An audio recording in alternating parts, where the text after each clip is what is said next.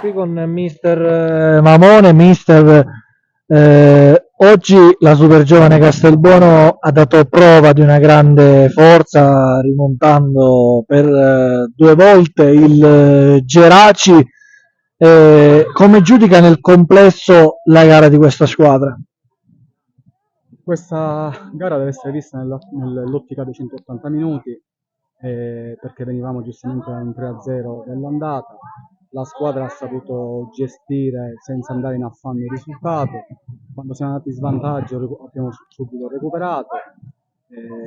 Diciamo che la squadra ha dimostrato la giusta cattiveria agonistica, la giusta determinazione, la giusta unione di gruppo, e sono contento per loro perché in settimana, anche in questa settimana, hanno lavorato con grande intensità, con grande impegno, spirito di sacrificio, e devo dire in tutte le sue fasi, sia fisiche che tattiche, tecniche e mentali, la squadra ha risposto, a mio avviso, in maniera egregia.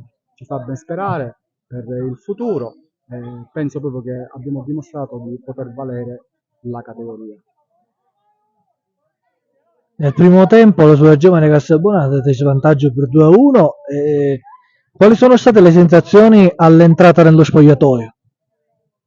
Ma il nostro primo tempo non è stato assolutamente male, quindi noi eravamo tranquilli, eravamo convinti che eravamo in grado di ribaltare addirittura la partita, perché nel primo tempo, ripeto, si era visto una squadra presente assolutamente in campo e che non subiva il Geraci.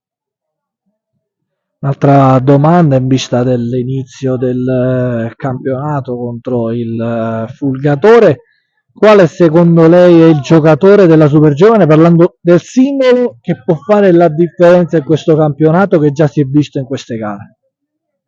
Ma la differenza la deve fare il gruppo, la differenza la fa la squadra, la differenza la fa il lavoro.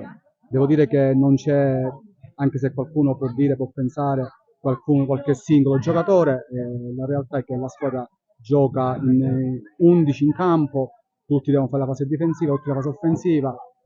Se non c'è l'unione, non c'è il gruppo, la voglia di sacrificarsi e lottare su ogni pallone, non è il singolo che può fare la differenza.